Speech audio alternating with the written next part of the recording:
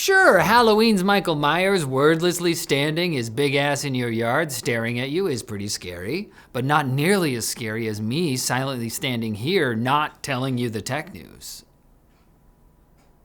Well, it's too freaky. I gotta tell you some tech news. YouTube will begin automatically upscaling all videos under 1080p from SD to HD, the company announced this morning, with plans to support upscaling to 4K in the future. But unlike their experiment earlier this year, sharpening YouTube Shorts to an uncomfortably fine edge, YouTube is graciously allowing creators to opt out of having their content upscaled, as well as letting viewers toggle between original resolution and the new super resolution.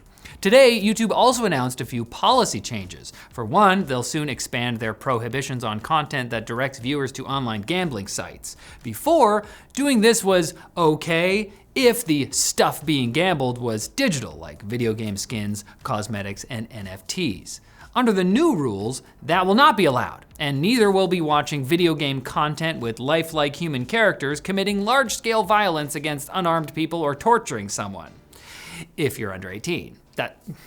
That's just standard adult stuff. Finally, it seems like YouTube will definitively solve the debate over whether Kratos or a transhuman 40K space marine can really be called a human.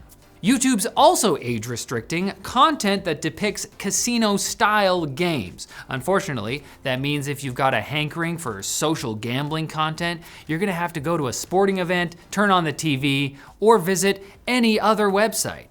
Hey, you wanna bet you can find a gambling ad in under a minute? Please bet me. I need this. Nvidia hit a massive milestone today by becoming the first company ever to reach a $5 trillion market valuation. Last I remember they hit 3 trillion. Did they skip 4 and went right to, that's what? Anyway, it's a figure roughly on par with the entire German economy.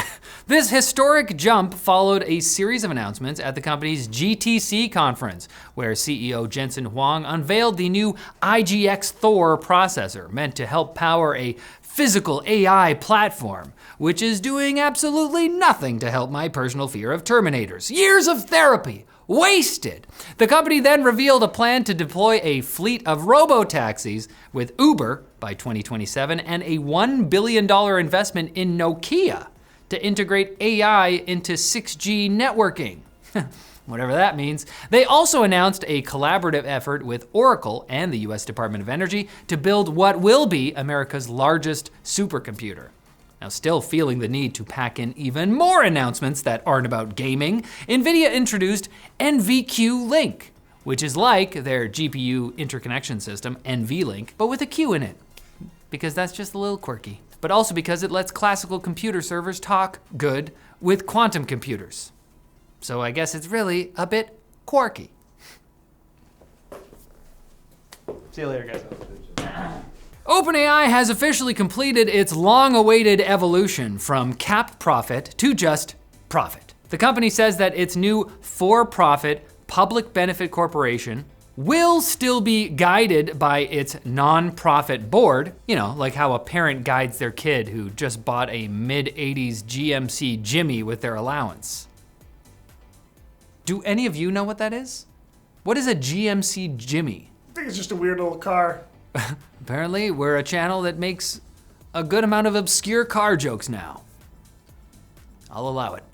As part of the shakeup, Microsoft trimmed its ownership stake in OpenAI to 27%, while OpenAI themselves pledged a casual $250 billion in extra Azure cloud spending. Both sites have taken to calling this development a natural evolution, which is probably their way of telling us that they're still best friends. This is how it always goes with most friendships. This will ensure that companies can keep using ChatGPT to replace humans whose jobs were, as Sam Altman said in a recent interview, not real work. That's all right though, because at least with their new PayPal integration, these now jobless people will have an even easier time spending their last remaining dollars to buy furniture through ChatGPT's instant checkout feature. If you ask me, they should spend those on our sponsor, Squarespace, the all-in-one platform that empowers anyone to build a beautiful, more personalized website tailor-made for whatever vibe you're going for. When we used it for LinusMediaGroup.com, that vibe was, I like computers! And I think it worked. You too can use Squarespace's 2 decades of industry-leading design expertise and cutting-edge design intelligence AI to unlock your strongest creative potential and your earning potential, because Squarespace Payments is the easiest way to start managing all your payments in one place. With just a few clicks, start receiving payments right away through popular methods like Klarna, Apple Pay, and ClearPay. Start building your website today and get 10% off your first purchase at squarespace.com/techlinked. The Halloween franchise has had reboots, remakes, and alternate timelines, all of varying quality, but with the quick bits, you know they're always gonna kick some ass. Amazon says they're keeping their company nimble and strong by firing 14,000 people. Well, it appears one thing these massive job cuts aren't keeping nimble and strong is Amazon's MMO, New World, which appears to be dead. Amazon Game Studios informed fans that the game's recently launched Season 10 and Nighthaven updates would be the game's final content releases, that Nighthaven is now free, and that they are committed to keeping the game's servers going through 2026. Amazon's Beth Galetti says that with these layoffs, Amazon is making exciting, bold bets. And you know I can get behind that. I love a good bet. Please make a bet with me, Amazon. I need this. Don't go away, where are you going? 1X Technologies is now taking pre-orders for a humanoid home robot called Neo, shipping in 2026 and priced at $20,000 or $500 a month with a subscription, very affordable. Neo is designed to tackle chores like folding laundry, tidying rooms, fetching items, and turning lights on and off, with basic autonomy up front and more complex tasks handled via expert mode, which means a human teleoperator from 1X takes over the robot remotely with your permission so it can learn. It needs to learn. Aside from the weirdness of allowing some stranger to remotely get inside your space, you'll also be sharing data from your home, so Neo's AI real-world training can improve. Still, it's hard to be mad at this button-eyed little weirdo. Just look at the Step Brothers poster-style portrait of Neo on 1X's website.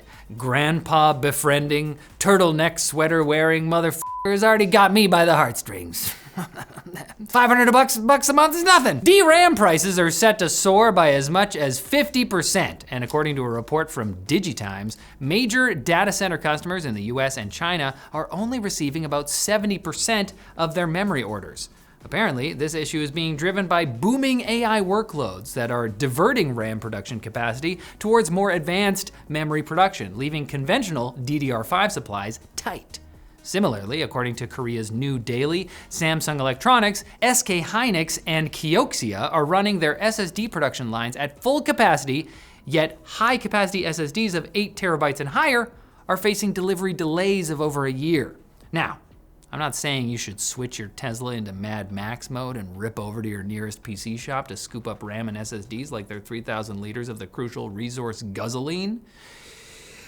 But maybe. China has officially launched the world's first wind-powered undersea data center, combining renewable energy with deep-sea cooling to reduce emissions and power costs. The facility is located off the coast of the Hainan province, where it has easy access to a set of offshore wind turbines to supply electricity to the center, and it allows the ocean to be used as its giant heat sink. It's all for us. Developers say the setup could cut energy use by 40% compared to land-based centers, and plans are already in motion for more data centers of this type. It kind of makes you wonder though. One wrong cable tug and someone might be getting a seriously wet tech support ticket. Ooh. And XAI has launched Grokipedia, fulfilling Elon Musk's dream of replacing Wikipedia by, apparently, copying huge chunks of Wikipedia. Reports show the site replicates text from Wikipedia nearly word for word in some instances. But guys, Wikipedia isn't trustworthy, okay? Instead, we should trust a chatbot that recently mistook a US Border Patrol chief for the artist Cindy Sherman.